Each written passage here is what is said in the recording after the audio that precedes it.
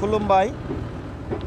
गोदान बोसोर रंजालि बैसागु बोथोरनि उन्दैफोरनो अननाय, देरसिनफोरनो खुलुमनाय सिबिनाय, लोगोफोरनो गाहाम हामलायनाय आङो बावहरग्रोदों।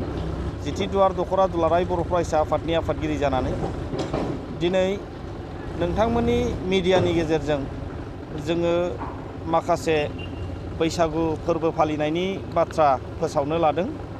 बे समाव आंजों बाहागो लानो हादों फैगौ 21 एप्रिल खालि बैसागनि 7 खालार ओइ दिनखालि जोङो सान्थिपुर बाजारनि हाथाइसालियाव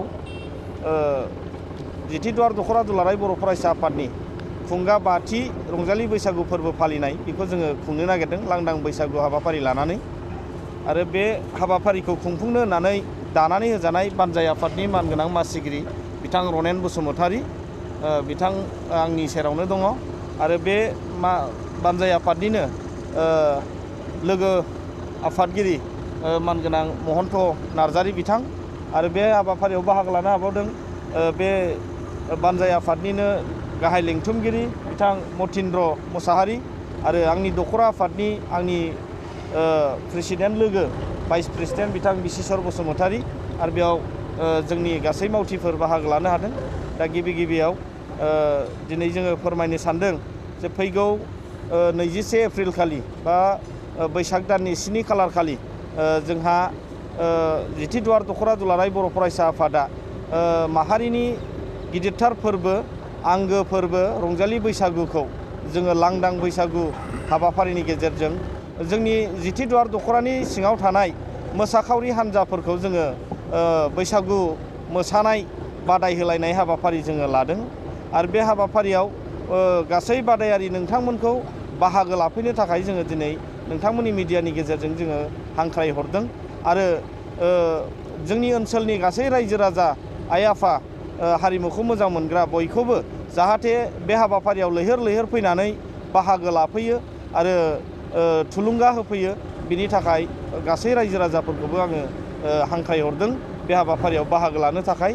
जोंहा फुंबिलिनि हाबाफारि हिसाबै आफादनि फिरफिला बिरहोनाय आरो बैसागु बोथोर फालिनायनि फिरफिला बिरहोनाय बे हाबाफारि थागोन।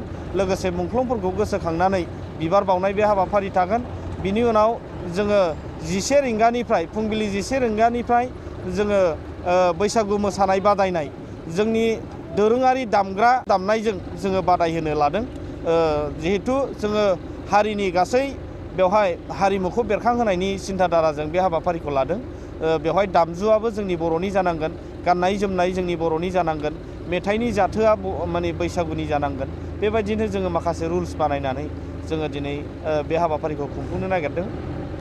दा नंखायनो बादायारि बिथांमोनाबो जाहाथे बेफोरबायदिनो थाग थियारि जानानै बादायनो फैयो बेखौ आङो खावलायहरबाय। आरो फैबाय थानाय समाव जोङो जोंनि हारिमुखौ गोजौ फारसे दैखांनो बयबो लैहोर आवगायबोगोन। जोंनि हारिमुखौ मुलुगाव सिनायथि होनो बयबो आवगायबोगोन।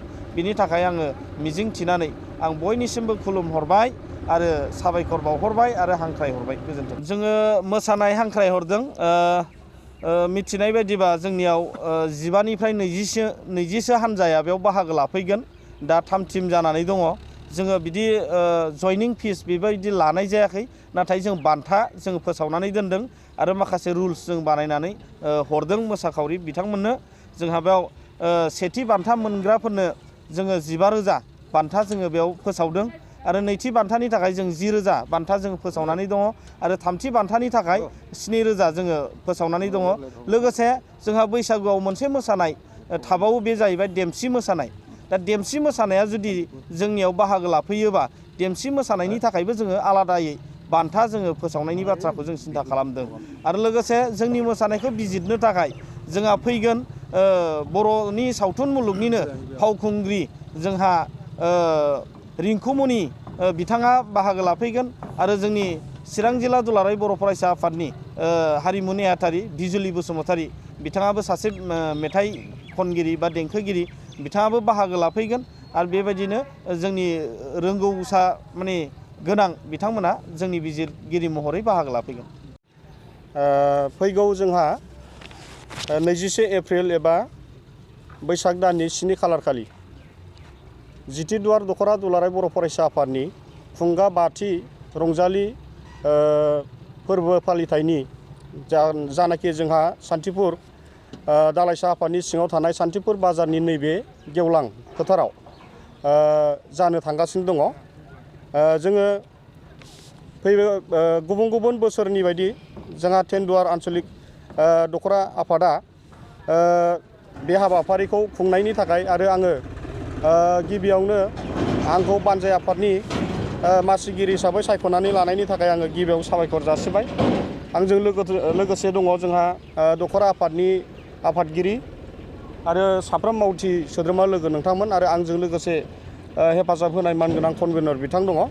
आङो गिबियावनो साफ्रोमनिसिमबो रंजालि बैसागुनि एबा गोदान बोसोरनि गाहाम हामलायनायखौ जासिहरनाय जाबाय। जोङो फैगौ 11 थारिख एप्रिल बे खालाराव जानो गोनां जे 21 खालाराव जानो गोनां बे रंजालि फोरबोखौ खोब मानि गाजा गोमजायै खुंफुंनो थाखाय थागथियारि जानानै दङ। बिनि थाखायनो आङो बे ओनसोलनि जानानै साफ्रोम जोंनि बाहागो लागिरि आरो जोंनि ओनसोलनि मानगोनां मेलेमजिबि आरो फोरोंगिरि गावबुरा जोंहा मानगोनां बिथांमोन साफ्रोमखौबो आलासि हिसाबै लेंहरनाय जादों आरो बेजों लोगोसे जोंहा सेन्ट्रेल एबा मिरु दुलाराय बर' फरायसा आफादनि बुंथिगिरि बिथाङा आलासि महरै नुजाफैगोन आरो जिल्ला आफादनि जोंनि फरायसा आफादनि बिथांमोन दैदेनगिरि बिथांमोना नुजाफैगोन।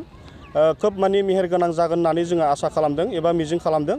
बेनिखायनो बेयाव जाथि बोरोन धोरोम आफाद गासैबो डिफारेन्स लायालासेनो आङो माने बानजाय आफादनि जानानै साफ्रोमखौबो जानो गोनां बे हाबाफारियाव लैहोर लैहोर फैनानै बाहागो लाफैनो थाखाय आङो बानजाय आफादनि जानानै खावलायहरनाय जाबाय।